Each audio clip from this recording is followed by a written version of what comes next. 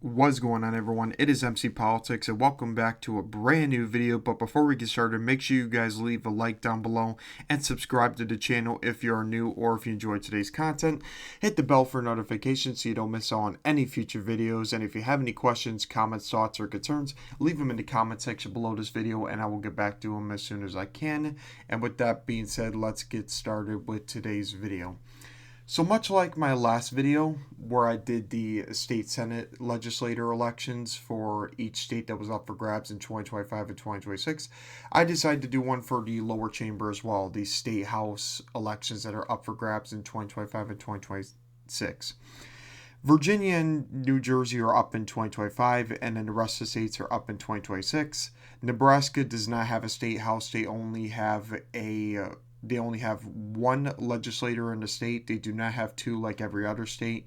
So I classified the state senate in that column there in the last video.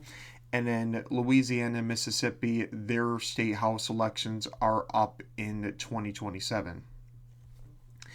So we're going to go ahead and fill out this map, and many of these legislators are going to depend what happens up ballot, particularly in the governorship elections, because these are more localized. They are not like as nationalized as like statewide elections. So there's going to be a lot of weird results that happen, and there's going to be a lot of there's not going to be a lot of ticket splitting that happens between the governorship and the legislator races, as well as the other statewide local races as well. That's going to depend on down ballot. So we're going to go ahead and fill out this map here. So we're going to go ahead and start off at the safe states, fill them out, and then work our way to the competitive states, and we'll talk more about those. So just to get them out of the way, Montana, Idaho, Wyoming, Utah, all these states, North Dakota, South Dakota, Kansas, Oklahoma, Texas, all these are going to be safe. Arkansas, Missouri, Iowa, Indiana, Ohio, West Virginia, Kentucky, Tennessee, Alabama, South Carolina.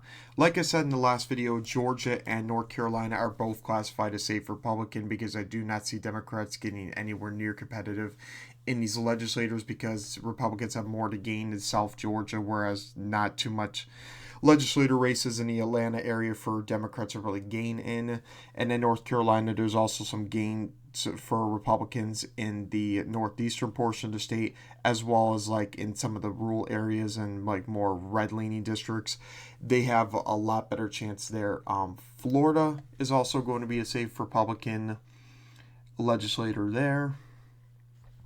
And we're going to go ahead and do the same for Democrats. California, Oregon, Washington, Hawaii, Colorado, New York, Vermont. The state senate was pretty competitive in 2024, and it's probably going to be somewhat competitive, but Democrats should hold on to it. The state house is overwhelmingly Democrat. They should have no problem holding on there in Vermont. Massachusetts, Rhode Island, Connecticut, New Jersey, Delaware, Maryland, Illinois, as well as the state of Nevada. Again, like I said, the map is heavily favorable for Democrats because they packed a lot of districts into Washoe and Clark County in the Las Vegas city. So there's not really too much of a chance to be able to win there because like the tipping point state is like a heavily Biden or like heavily Harris district as well. It voted for Joe Biden and Harris overwhelmingly, the tipping point district in the state. So overall, Republicans will not have a chance at the Nevada legislature, even if the governorship is going to go heavily to Joe Lombardo. We're gonna also, I'm gonna put Maine in the likely D category, as well as New Mexico. That one should be safe. I really don't see Republicans having that much of a chance in the legislators in New Mexico, even though they do have Hispanic trends in the state. Overall, the legislators should overwhelmingly remain Democratic. Maine, the state house was pretty competitive in the 2024 election. We can go ahead and take a look at it here. This is a state house map here. Overall, it came down to like only a 3 seat majority, where like the last election, Democrats overwhelmingly held the state Senate. Republicans gained a number of districts across the board in the 2024 election here. So it's definitely going to be interesting to see where Maine heads. I feel like Democrats are probably going to gain some of these seats back in the 2026 midterms. Democrats should have a better time of holding and doing well in the state of Maine in 2026 in a non presidential year. So I do think that Democrats are likely going to hold on, 70 to 80% chance they hold on to the state house as of right now. Virginia will we'll go ahead and fill that one out right now. I do think the Democrats right now are going to hold on to the state house in Virginia. This is going to widely depend on what happens in the governorship election here. Glenn Youngkin cannot run for re-election to a second consecutive term due to the Virginia Constitution. You can only run for one election, and then you have to, I think Youngkin's got to wait until 2029 to be able to run again. So you cannot run for consecutive elections as governor, which creates an open race for governor. Winsome Sears is not really the strongest candidate to energize Republicans down ballot, and Abigail Spanberger, even though she is the strongest Democrat herself due to ties with the establishment and the CIA, I think she probably will win the governorship, and she'll probably more than likely carry the state's house for Democrats in 2025. I feel like maybe Democrats might be able to win maybe an extra seat or two if they are lucky, but overall, this one should remain in Democrats' hands by around 50 to 60%. We'll estimate it around later on. Whereas this probably could be more competitive than the governorship, so I would keep an eye out what happens here. Overall, the map that was made was heavily Democratic favorable when it came out. Ralph Northam, the former governor of Virginia, made this heavily Democratic, where they packed a lot of them into the Northern Virginia area and the Richmond area. So it overwhelmingly made it more of like a 50-50 state, and it pretty much packed a lot of competitive seats into some of those Democrat-leaning areas. So overall, Democrats should be able to hold on to the Virginia House. And New Hampshire, again, what happens up ballot is going to depend on what happens in the legislature. Chris Sununu is more than likely going to run for Senate and win by a very large margin. Kelly Ayotte should run for re-election to the governorship in New Hampshire. Overall, at the top of the ballot, Republicans have strong candidates, so they will be able to help Republicans down ballot as well. I think New Hampshire State House should remain in Republican hands. And again, local elections like state legislators and governorships typically tend to lean Republican, whereas nationalized elections like Senate and presidential elections tend to lean Democratic. Mainly because social issues impact more of national elections, so like issues like abortion, LGBTQ, immigration, guns, stuff like that.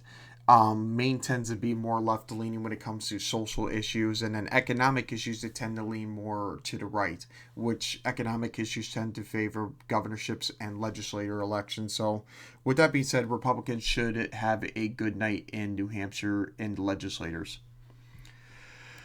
Alaska. This one's very interesting because even though Republicans, they originally did control the House of Representatives, but Democrats were able to flip control due to the coalition that they formed through a caucus. There are 14 Democrats, 5 independents, and 2 Republicans, and there's 19 Republicans. So this lays out to about 21 Democrats, which I didn't even know why I counted. It's up here. My bad, I didn't see that. So it is a 2-seat majority for Democrats based off of the coalition alone.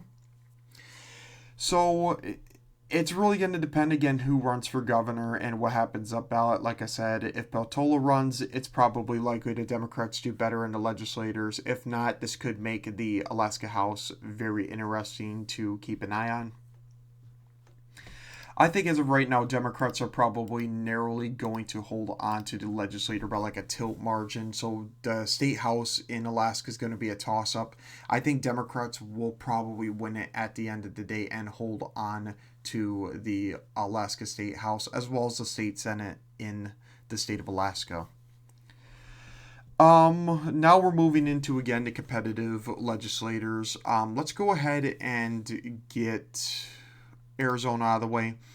Again, with Katie Hobbs' approval rating in the gutter and Republicans doing well down ballot, which is kind of weird to see in the legislators as well as the down ballot statewide local elections, I think Republicans should hold on to the state house here, and we can go ahead and take a look at the map for that state. So in 2024, Republicans gained 2 seats from when Democrats, I think it remained even. Yeah, it remained even in 2022, which is weird to see. Excuse me. I think Arizona is probably going to be a trendy Republican state at this point in time, with the Hispanics moving more into the Republican column. It's going to be interesting to see how the suburbs move heading into the future. This could definitely go back into Democratic hands, especially in lower turnout elections. But higher turnout elections, Republicans should do pretty well here. If they get out the Maricopa voters that will turn out for Republicans to be able to do well, they'll probably do well in the legislative races and gain more seats. It is going to entirely depend what happens in the Maricopa area as well as maybe some of the Pima counties. So I do think that Republicans are going to hold on to the Arizona State House as a result. I'm going to go ahead and get this out of the way right now. Minnesota, Republicans got very lucky in the state house with Donald Trump at the top of the ballot, and Republicans getting the state down to like a 4% margin. I think Democrats are going to rebound in the state a little bit in the midterms. They should probably be able to gain enough seats to be able to flip control of the state house again in the state of Maine, or Minnesota, excuse me. I'm getting my states confused, my bad. But Minnesota, with Tim Walz on the top of the ballot, or if Democrats nominate a pretty strong candidate, they should be able to do well there. And like I said, there is a lot that Democrats can still gain out of the suburbs of Minneapolis. Some of the lower portions they could do well in. The Iron Range they potentially could gain some seats in. Republicans overall, I don't really see many areas that they could be able to win. So I do think the Democrats overall, they're probably going to have a good night in the legislators in the state of Minnesota. So that one is a flip for Democrats. Going over into Pennsylvania, this one should go to Democrats as well, especially with Josh Shapiro at the top of the ticket. Pennsylvania, I think Democrats narrowly won the House both times, by like a seat. And I think in 2022, they won by a seat as well. There was no seats that flipped in the 2024 election, so that remained unchanged there. So the state house stayed Democratic when the entire state moved into a red wave for 2024 with Donald Trump winning the state by around 2 points. Republicans flipped the attorney general race. They flipped the U.S. Senate seat. They flipped the audit, or not flipped, but they held the auditor and treasurer statewide seats that were down ballot. This is tricky, but I do think with Josh Shapiro's popularity, he's probably going to help Democrats be able to retain the state house in the state of Pennsylvania.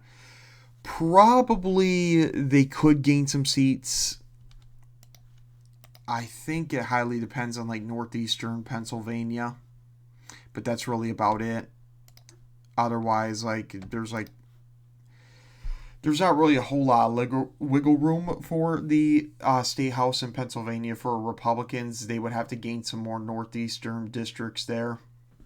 I'm not sure what the competitiveness of each of the seats are. We'll go more in depth to that when the time comes. But Democrats will more than likely hold on as of right now to the state house in Pennsylvania.